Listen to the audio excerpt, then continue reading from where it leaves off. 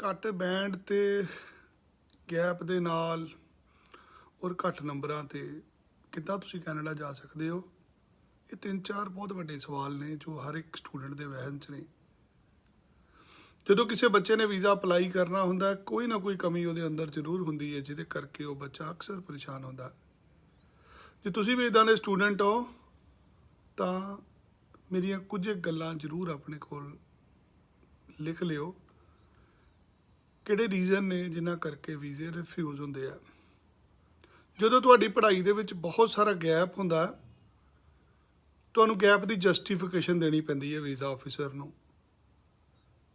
You have to justify yourself that you are a genuine student. ਕੀ ਚਾਹੁੰਦੀ embassy? They are looking genuine applicants. What does it mean genuine applicants? ਤੁਸੀਂ Canada ਦੇ ਵਿੱਚ ਪੜ੍ਹਨ ਚੱਲੇ ਹੋ ਔਰ ਤੁਹਾਡੀ ਪੜ੍ਹਾਈ ਦੀ ਜਿੰਨੀ ਫੀਸ ਹੈ, ਜਿੰਨਾ ਉੱਥੇ ਦਾ ਰੋਟੀ ਪਾਣੀ ਦਾ ਲਿਵਿੰਗ ਐਕਸਪੈਂਸ ਹੈ, ਇਹ ਪੈਸੇ ਤੁਹਾਡੇ ਕੋਲ ਬੈਂਕ ਦੇ ਵਿੱਚ ਹੋਣੇ ਚਾਹੀਦੇ ਆ।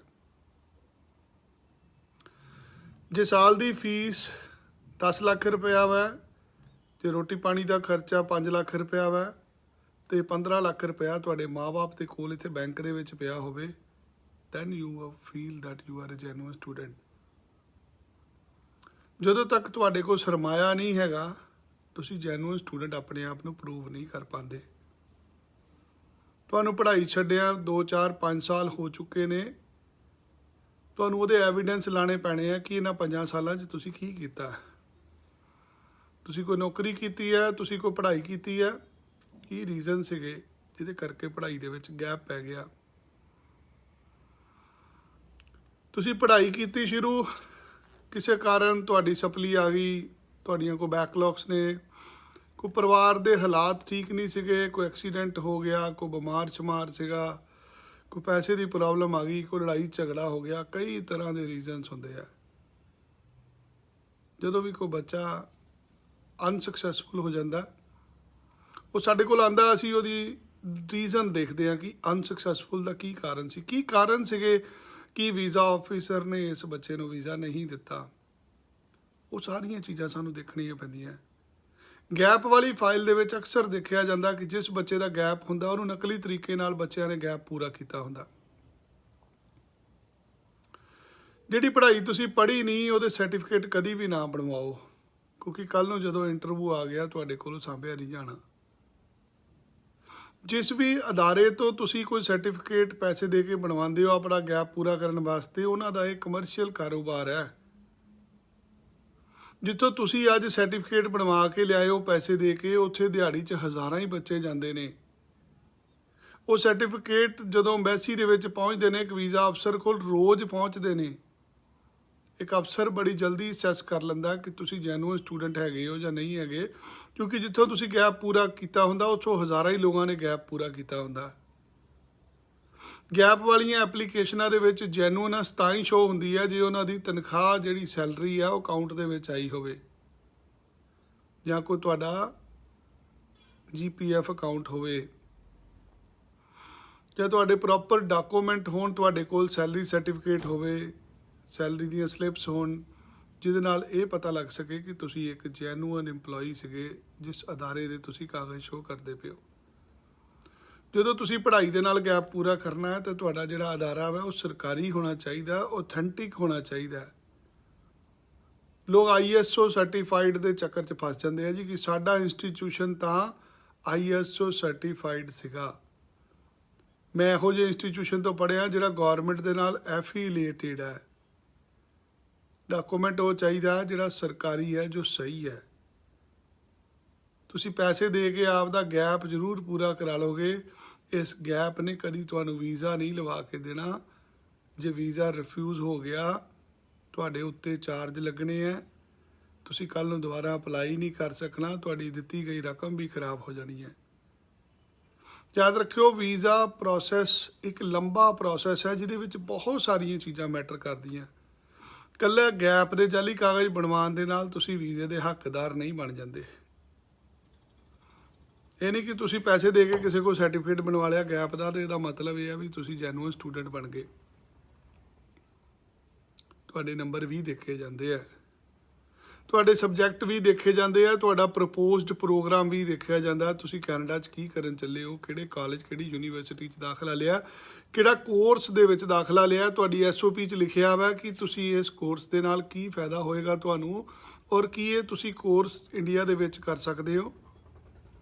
You have to justified why you are a genuine student.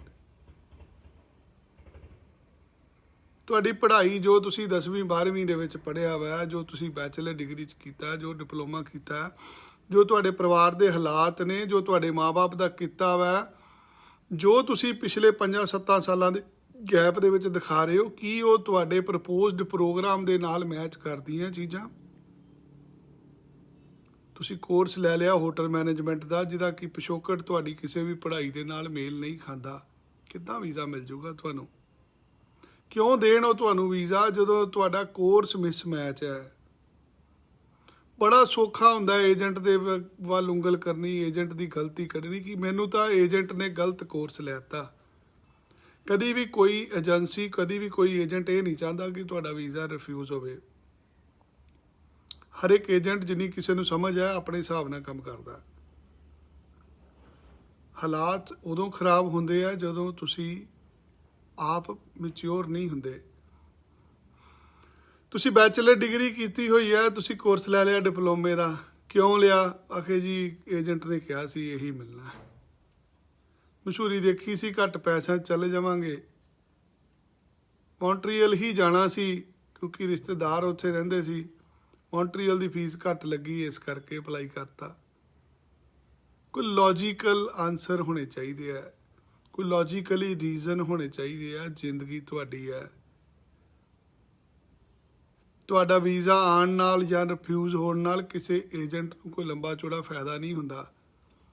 Beneficiary ਤੁਸੀਂ ਹੋ। ਯਾਦ ਰੱਖਿਓ, ਜ਼ਿੰਦਗੀ ਤੁਹਾਡੀ ਖਰਾਬ ਹੋਣੀ ਹੈ, ਕਿਸੇ ਏਜੰਟ ਦੀ ਖਰਾਬ ਨਹੀਂ ਹੋਣੀ ਤੁਹਾਡੇ ਵੀਜ਼ਾ ਰਿਫਿਊਜ਼ ਹੋਣ ਨਾਲ। ਇਹ ਜ਼ਿੰਦਗੀ ਦਾ ਸਵਾਲ ਹੈ। ਇਹ ਕੋਈ ਖੇਡ ਨਹੀਂ ਹੈਗੀ ਕਿ ਤੁਸੀਂ ਅੱਜ ਨਹੀਂ ਖੇਡੇ ਤਾਂ ਕੱਲ ਨੂੰ ਦੁਬਾਰਾ ਖੇਡ ਲਓਗੇ। ਇੱਕ ਵਾਰ ਰਿਫਿਊਜ਼ ਹੋ ਗਏ, ਇੱਕ ਤਰ੍ਹਾਂ ਦਾ ਦਾਗ ਲੱਗ ਜਾਂਦਾ ਤੁਹਾਡੇ ਉੱਤੇ। ਸਾਰੀ ਜ਼ਿੰਦਗੀ ਜਸਟੀਫਿਕੇਸ਼ਨ ਦੇਣੀ ਪੈਂਦੀ ਹੈ ਤੁਹਾਨੂੰ, ਜਿੱਥੇ ਜਿੱਥੇ ਵੀ ਫਾਈਲ ਆਉਂਦੀ ਹੋ, ਕਿ ਤੁਸੀਂ ਪਹਿਲਾਂ ਰਿਫਿਊਜ਼ ਕਿਉਂ ਹੋਏ ਸੀ। ਬਹੁਤ ਸਾਰੇ ਪੈਰਾਮੀਟਰਸ ਹੁੰਦੇ ਆ ਜੋ ਕਿ ਇੱਕ ਵੀਜ਼ਾ ਆਫਿਸਰ ਨੇ ਦੇਖਣੇ ਹੁੰਦੇ ਆ। ਤੁਹਾਡੀ 10ਵੀਂ 12ਵੀਂ ਦੀ ਪੜ੍ਹਾਈ 'ਚ ਕਿੰਨੇ ਨੰਬਰ ਨੇ, ਇਹਦੇ ਨਾਲ ਤੁਹਾਡੇ ਕੋਰਸ ਦੀ ਕੀ ਰੈਲੇਵੈਂਸੀ ਬਣਦੀ ਹੈ। ਕੈਨੇਡਾ ਦੇ ਵਿੱਚ ਮੈਕਸੀਮਮ ਕੋਰਸਾਂ ਦੇ ਵਿੱਚ ਮੈਥ ਮੰਗਿਆ ਜਾਂਦਾ। ਜੇਕਰ ਤੁਹਾਡੇ ਕੋਲ ਹਿਸਾਬ ਨਹੀਂ ਹੈਗਾ ਤਾਂ 60% ਤਾਂ ਵੀਜ਼ੇ ਦੇ ਹੱਕਦਾਰ ਤੁਸੀਂ ਉਦੋਂ ਹੀ ਨਹੀਂ ਰਹਿੰਦੇ। ਜੇ ਤੁਹਾਡੇ ਕੋਲ ਮੈਥ ਨਹੀਂ ਹੈਗਾ, ਉੱਥੇ ਹਰ ਇੱਕ ਕੋਰਸ ਦੇ ਵਿੱਚ ਮੈਥ ਦੀ ਰਿਕੁਆਇਰਮੈਂਟ ਹੈ। ਤੁਹਾਨੂੰ ਕੋਰਸ ਉਹ ਲੈਣਾ ਪੈਣਾ ਹੁਣ ਜਿਹਦੇ ਵਿੱਚ ਮੈਥ ਨਹੀਂ ਹੈਗਾ। ਇੱਦਾਂ ਦੇ ਕੋਰਸ ਬਹੁਤ ਥੋੜ੍ਹੇ ਹੁੰਦੇ ਆ। ਕੈਨੇਡਾ ਦੇ ਵੀਜ਼ੇ ਦੇ ਵਿੱਚ ਮੈਥ ਨੂੰ ਬਹੁਤ ਜ਼ਿਆਦਾ ਤਰਜੀਹ ਦਿੱਤੀ ਜਾਂਦੀ ਹੈ। ਜੇਕਰ ਤੁਹਾਡੇ 12ਵੀਂ ਦੇ ਵਿੱਚ ਹਿਸਾਬ ਦੇ ਵਿੱਚ ਨੰਬਰ ਘੱਟ ਨੇ, ਭੁੱਲ ਜਾਓ, ਵੀਜ਼ੇ ਦੇ ਚਾਂਸ ਬਹੁਤ ਘੱਟ ਨੇ, ਤੁਸੀਂ ਰਿਫਿਊਜ਼ ਹੀ ਹੋਣਾ। ਜਦੋਂ ਕਿਸੇ ਨੂੰ ਪਹਿਲਾਂ ਆਉਂਦਿਆਂ ਨੂੰ ਸਮਝਾ ਦਿਓ ਨਾ ਪਹਿਲੀ ਵਾਰੀ ਕਿ ਨਹੀਂ ਬੇਟਾ ਜੀ ਤੁਸੀਂ ਐਲੀਜੀਬਲ ਨਹੀਂ ਹੈਗੇ, ਨਾ ਅਪਲਾਈ ਕਰੋ, ਅਗਲਾ ਕਹਿੰਦਾ ਕੋਈ ਨਹੀਂ, ਮੈਂ ਤਾਂ ਹੁਣ ਦੂਜੀ ਦੁਕਾਨ ਤੇ ਅਪਲਾਈ ਕਰੂੰਗਾ ਜਾ ਕੇ।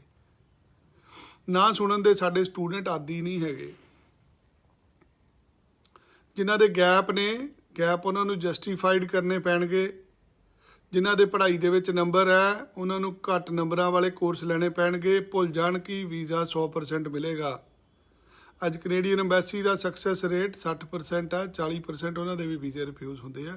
ਤੇ ਕਿਸੇ ਏਜੰਟ ਦਾ 100% ਕਿੱਦਾਂ ਹੋ ਸਕਦਾ ਰਿਕਾਰਡ, ਜਦ ਕਿ ਐਮਬੈਸੀ ਦਾ ਸਕਸੈਸ ਰੇਟ ਹੀ 60% ਹੈ।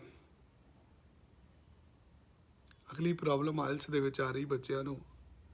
ਜੇਕਰ ਤੁਸੀਂ 6 ਬੈਂਡ ਈ 'ਚ ਲਓਗੇ, ਤੁਹਾਡੀ ਫਾਈਲ SDS 'ਚ ਲੱਗੇਗੀ। ਜੇਕਰ ਤੁਹਾਡੇ 6C 'ਚ ਨਹੀਂ ਹੈਗੇ, ਤੁਹਾਡੀ ਫਾਈਲ ਜਨਰਲ ਕੈਟਾਗਰੀ 'ਚ ਲੱਗੇਗੀ। ਕੈਨੇਡਾ ਦੇ ਬਹੁਤ ਸਾਰੇ ਕਾਲਜ ਨੇ ਜਿਨ੍ਹਾਂ ਦੇ ਵਿੱਚ ਡਿਪਲੋਮੇ ਦੇ ਆਇਲਸ ਦੇ 5 ਬੈਂਡ ਚਾਹੀਦੇ ਆ, 5.5 ਬੈਂਡ ਚਾਹੀਦੇ ਆ। ਕਿਉਂ ਨਹੀਂ ਪ੍ਰਮੋਟ ਹੁੰਦੇ ਇੱਦਾਂ ਦੇ ਕਾਲਜ? ਕਿਉਂ ਇੱਦਾਂ ਦੇ ਕੋਰਸਾਂ ਦੇ ਵਿੱਚ ਬੱਚਾ ਨਹੀਂ ਜਾਂਦਾ? ਕਿਉਂਕਿ ਪ੍ਰੋਫਾਈਲ ਨਹੀਂ ਹੁੰਦੀ ਬੱਚੇ ਦੀ।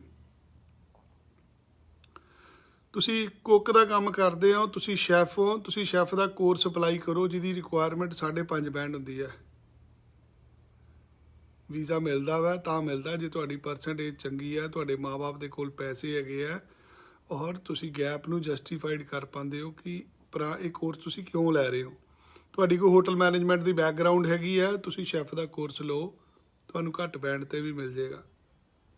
2 ਸਾਲ 3 ਸਾਲ ਤੁਸੀਂ ਲਾ ਕੇ ਆਇਲਸ ਕੀਤੀ, ਬੈਂਡ ਤੁਹਾਡੇ ਫਿਰ ਘੱਟ ਆਏ, ਉਸ ਤੋਂ ਬਾਵਜੂਦ ਤੁਸੀਂ ਫਿਰ ਡਿਪਲੋਮਾ ਲੈ ਲਿਆ ਕੰਪਿਊਟਰ ਸਾਇੰਸ ਦਾ, ਬਿਜ਼ਨਸ ਦਾ, ਜਿਨ੍ਹਾਂ ਦੀ ਰਿਕੁਆਇਰਮੈਂਟ ਪਹਿਲਾਂ ਹੀ 6.5 ਬੈਂਡ ਸੀਗੀ, ਤਾਂ ਵੀਜ਼ਾ ਰਿਫਿਊਜ਼ ਹੋ ਜਾਣਾ। ਜੇ ਤੁਹਾਡੇ 6 ਈਚ ਨੇ ਤਾਂ ਤੁਹਾਡੀ ਫਾਈਲ SDS 'ਚ ਲੱਗਦੀ ਹੈ, ਜਿੱਥੇ GIC ਦੇਣਾ ਵੀ ਜ਼ਰੂਰੀ ਹੁੰਦਾ। ਜੇਕਰ ਤੁਹਾਡੇ 6 ਈਚ ਨਹੀਂ ਹੈਗੇ, ਤੁਹਾਡੀ ਫਾਈਲ ਜਨਰਲ ਕੈਟਾਗਰੀ 'ਚ ਲੱਗਦੀ ਹੈ, ਜਿਹਦੇ ਵਿੱਚ GIC ਦੀ ਸ਼ਰਤ ਨਹੀਂ ਹੈਗੀ ਐਮਬੈਸੀ ਵੱਲੋਂ।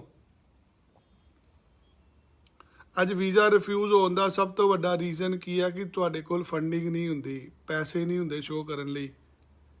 ਇੱਕ ਸਟੂਡੈਂਟ ਕਰਜ਼ਾ ਚੁੱਕ ਕੇ ਫੀਸ ਭੇਜ ਦਿੰਦਾ, ਕਰਜ਼ਾ ਚੁੱਕ ਕੇ GIC ਭਰ ਦਿੰਦਾ।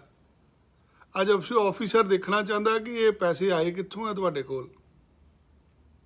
ਤੁਸੀਂ GIC ਭਰਤਾ ਬਟ ਬੈਂਡ ਤੁਹਾਡੇ 1 'ਚ 5.5 ਹੈ, ਤੁਹਾਡੀ ਫਾਈਲ ਲੱਗੀ ਹੈ ਨੌਨ SDS 'ਚ, ਨੌਨ SDS 'ਚ ਫਾਈਲ ਲੱਗੀ ਹੈ, GIC ਦੀ ਲੋੜ ਕੋਈ ਨਹੀਂ ਸੀ, ਚਲੋ ਤੁਸੀਂ ਭਰਤਾ।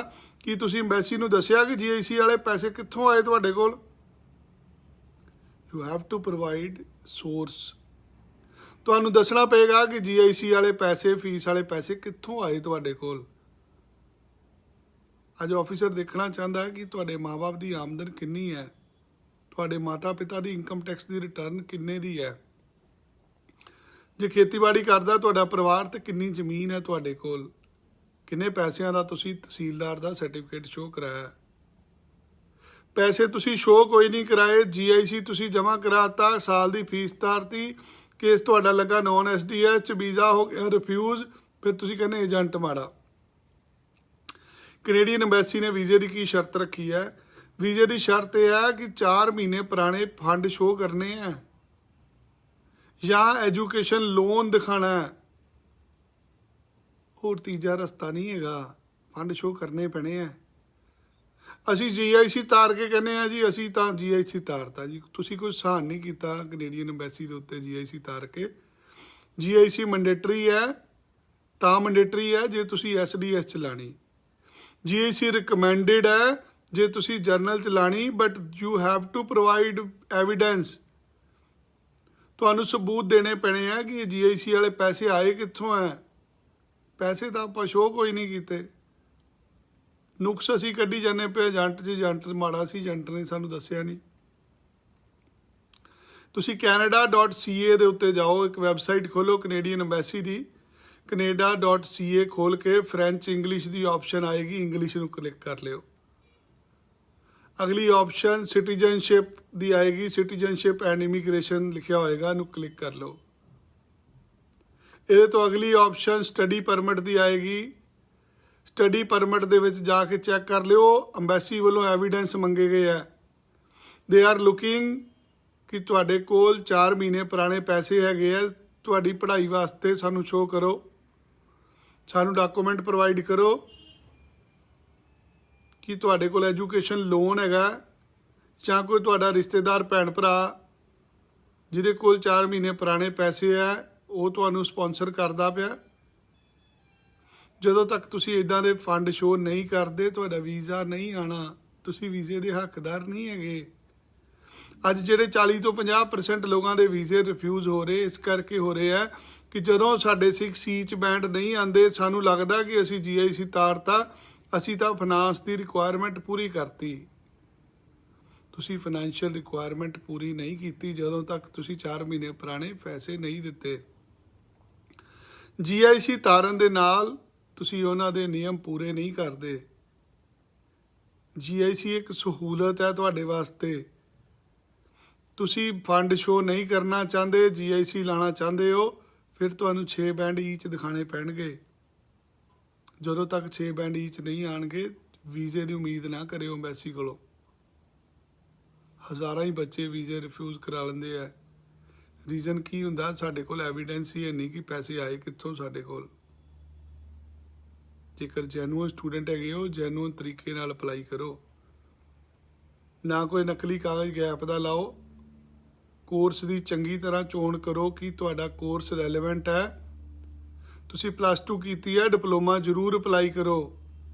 ਤੁਸੀਂ ਬੈਚਲਰ ਡਿਗਰੀ ਕੀਤੀ ਹੈ, ਹੁਣ ਡਿਪਲੋਮਾ ਨਾ ਅਪਲਾਈ ਕਰੋ, ਹੁਣ ਤਾਂ ਪੀਜੀ ਡਿਪਲੋਮਾ ਕਰੋ ਜਾਂ ਮਾਸਟਰਸ ਕਰੋ। +2 ਤੋਂ ਬਾਅਦ ਜਦੋਂ ਤੁਸੀਂ ਮੌਂਟਰੀਅਲ ਦਾ ਕੇਸ ਲਾ ਦਿੰਦੇ ਜੇ, ਸਮਝ ਲੱਗ ਜਾਂਦੀ ਹੈ ਤੁਸੀਂ ਡਿਪਲੋਮੇ 'ਚ ਲਾ ਰਹੇ ਹੋ। ਜਦੋਂ ਤੁਸੀਂ ਬੈਚਲਰ ਤੋਂ ਬਾਅਦ ਵੀ ਫਿਰ ਡਿਪਲੋਮੇ ਦਾ ਕੋਰਸ ਲਾ ਦਿੰਦੇ ਜੇ, ਵੀਜ਼ਾ ਰਿਫਿਊਜ਼ ਹੋਣਾ ਤੁਹਾਡਾ। ਤੁਹਾਡੇ ਬੈਂਡ ਪੂਰੇ ਨਹੀਂ ਹੈਗੇ, ਕੋਰਸ ਕੋਈ ਇਦਾਂ ਦਾ ਲਓ ਜਿਹਦੇ ਬੈਂਡ ਘੱਟ ਹੋਣ। ਘੱਟ ਬੈਂਡ ਵਾਲੇ ਕੋਰਸ ਦੇ ਵਿੱਚ ਦਾਖਲਾ ਲਓਗੇ, ਫਿਰ ਵੀਜ਼ਾ ਮਿਲ ਜਾਊਗਾ ਤੁਹਾਨੂੰ। ਜ਼ਿੰਦਗੀ ਤੁਹਾਡੀ ਹੈ, ਵੀਜ਼ਾ ਤੁਹਾਨੂੰ ਮਿਲਣਾ। ਬੈਨੀਫਿਸ਼ਰੀ ਤੁਸੀਂ ਹੈਗੇ ਹੋ, ਕੋਈ ਹੋਰ ਨਹੀਂ ਹੈਗਾ। ਵੀਜ਼ੇ ਤੱਕ ਪਹੁੰਚਣਾ ਚਾਹੁੰਦੇ ਹੋ, ਇਹਨਾਂ ਚੀਜ਼ਾਂ ਦਾ ਖਿਆਲ ਰੱਖੋ, ਵੀਜ਼ਾ ਜ਼ਰੂਰ ਮਿਲੂਗਾ। ਬਾਕੀ ਹੋਰ ਕਿਸੇ ਤਰ੍ਹਾਂ ਦੀ ਜਾਣਕਾਰੀ ਚਾਹੁੰਦੇ ਹੋ, ਸਾਡੇ ਨਾਲ ਸੰਪਰਕ ਕਰੋ। ਅਸੀਂ ਘੱਟ ਪੈਸਿਆਂ 'ਚ ਭੇਜਦੇ ਪਏ ਹਾਂ। $5000 ਫੀਸ ਹੈ ਕਾਲਜ ਦੀ, ਪੈਸੇ ਵੀਜ਼ਾ ਲੱਗਣ ਤੋਂ ਬਾਅਦ ਲਵਾਂਗੇ। ਤੁਸੀਂ ਟੋਰਾਂਟੋ ਜਾਣਾ, ਵੈਨਕੂਵਰ ਜਾਣਾ, ਅਸੀਂ ਤੁਹਾਡੀ ਸੇਵਾ 'ਚ ਹਾਜ਼ਰ ਹਾਂ। ਧੰਨਵਾਦ।